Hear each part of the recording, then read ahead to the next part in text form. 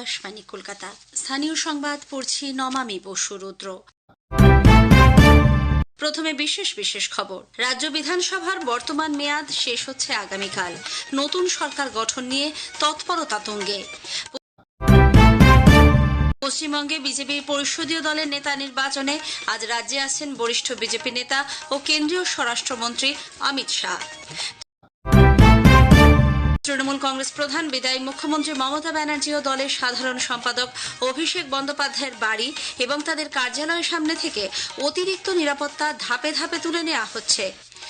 Kolkata police commissioner Ajay Nanda জানিয়েছেন, কোন রকম অশান্তি এড়াতে সব রকম পদক্ষেপ নেওয়া হবে। নির্বাচনী পরবর্তী রাজনৈতিক হিংসা এড়াতে বিভিন্ন জেলার প্রশাসনের পক্ষ থেকে একাধিক বন্দোবস্ত নেওয়া হচ্ছে।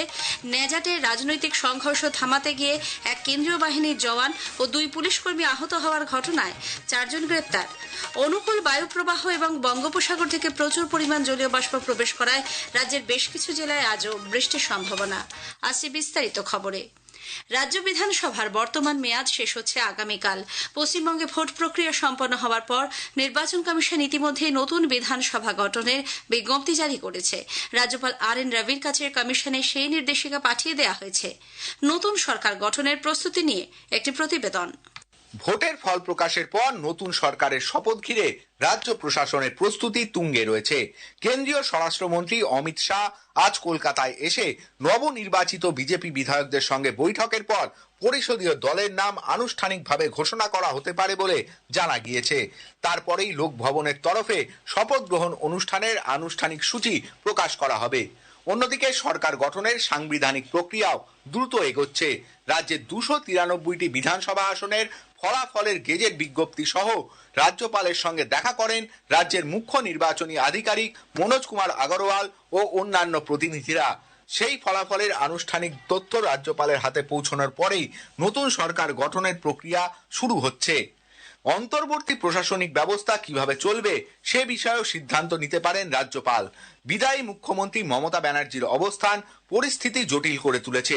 প্রচলিত রীতি অনুযায়ী নির্বাচনে পরাজয়ের পর মুখ্যমন্ত্রী রাজভবনে গিয়ে পদত্যাগপত্র জমা দেন, কিন্তু মুখ্যমন্ত্রী স্পষ্ট জানিয়ে দিয়েছেন তিনি রাজভবনে গিয়ে পদত্যাগ করবেন না।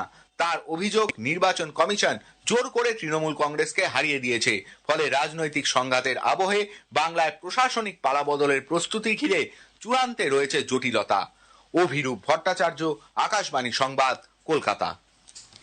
পশ্চিমবঙ্গে বিজেপির পরিষদীয় দলের নেতা নির্বাচনে আজ রাজ্যে আসছেন দলের বরিষ্ঠ নেতা ও কেন্দ্রীয় স্বরাষ্ট্রমন্ত্রী অমিত শাহ। সন্ধ্যায় তাঁর কলকাতায় পৌঁছানোর কথা। এরপর শ্রী শাহর উপস্থিতিতে দলের সাংগঠনিক বৈঠকে পরিষদীয় দলের নেতা নির্বাচন করা হবে। উল্লেখ্য, গতকাল শ্রী শাহকে এরাজ্যে পরিষদীয় দলের নেতা নির্বাচনের জন্য পর্যবেক্ষক হিসেবে নিযুক্ত করা হয়। ওড়িশার মুখ্যমন্ত্রী মোহন চরণ মাঝিকে সহ পর্যবেক্ষক হিসেবে নিযুক্ত করা হয়েছে। তৃণমূল কংগ্রেস প্রধান বিদায়ী মুখ্যমন্ত্রী মমতা ব্যানার্জি ও দলের সাধারণ সম্পাদক অভিষেক বন্দ্যোপাধ্যায়ের বাড়ি এবং তাদের কার্যালয়ের সামনে থেকে অতিরিক্ত নিরাপত্তা ধাপে ধাপে তুলে নেওয়া হয়েছে বলে কলকাতা পুলিশ জানিয়েছে। আজ সকালে লালবাজারের এক সাংবাদিক বৈঠকে কলকাতা পুলিশ কমিশনার অজয় নন্দা জানান, মমতা ব্যানার্জির বাড়ির সামনে রিমোট চালিত সিজার গেট লালবাজারের তরফে সরিয়ে নেওয়া হয়েছে। জনসাধারণের জন্য খুলে দেওয়া হয়েছে তার বাড়ির সামনের রাস্তা। আপাতত এক ইন্সপেক্টর ও কয়েকজন কনস্টেবল সহ র্যাফ ও স্পেশাল ব্রাঞ্চের গুটি কয়েক আধিকারিক সেখানে রয়েছেন। অন্যদিকে অভিষেক বন্দ্যোপাধ্যায়ের বাড়ির সামনে গার্ডরেল সরিয়ে দেওয়া হয়েছে, কমানো হয়েছে নিরাপত্তা কর্মীদের সংখ্যা।